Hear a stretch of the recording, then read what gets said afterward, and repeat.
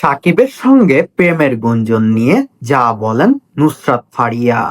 ঢাকাইয়া সিনেমার সুপারস্টার শাকিব খান ও নুসরাত ফারিয়া শেহেনশা সিনেমায় একসঙ্গে অভিনয় করেছেন। এরপর বিজ্ঞাপন, স্টেজ শো ও বিভিন্ন ইভেন্টে তাদের যৌথ উপস্থিতি ঘিরে দর্শক অনুরাগীদের মধ্যে সম্পর্ক নিয়ে নানা গুঞ্জন ছড়ায়। অনেকেরই মনে প্রশ্ন ছিল, শাকিব খানের সঙ্গে কি ব্যক্তিগত কোনো সম্পর্ক ছিল ফারিয়ার? অবশেষে সেই গুঞ্জন নিয়ে মুখ খোলেন নুসরাত ফারিয়া। সম্প্রতি একটি পডকাস্টে অংশ নিয়ে তিনি স্পষ্ট ভাষায় বিষয়টি অস্বীকার করেন। অভিনেত্রীর ভাষায়, শাকিব খানের সঙ্গে তার কখনো কোনো সম্পর্ক ছিল না। ফারিয়া বলেন, শাকিব খানের সঙ্গে তার কখনোই সম্পর্ক ছিল না। না, এমন কিছু ছিল না। আমাদের মধ্যে খুব ভালো একটা পেশাদার সম্পর্ক ছিল। আমরা একসঙ্গে সিনেমা করেছি, বিজ্ঞাপনে কাজ করেছি, স্টেজ শুতে পারফরমেন্স করেছি। সবটাই কাজের পেশা থেকে।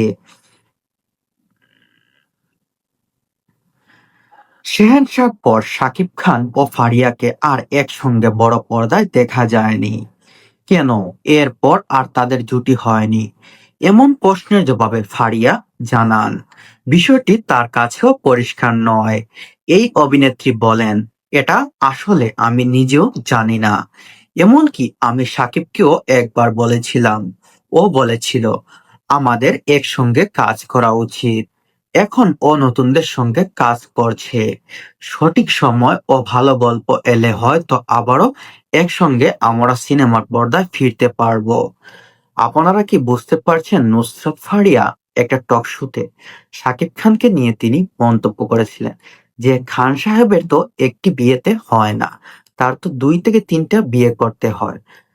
এমন প্রশ্নে সাকিবিয়ানদের যে রিয়েকশনটা, সেটা এখন বুঝতে পারছেন নুসরাত ফারিয়া। সে তুফান সিনেমায় অভিনয় করতে, মানে তুফান সিনেমায় তাকে চুক্তিবদ্ধ করা হয়েছিল, কিন্তু শাকিব খানকে নিয়ে এমন কথা বলার পর তাকে সেই সিনেমার নায়িকা থেকেই বাদ দেয়।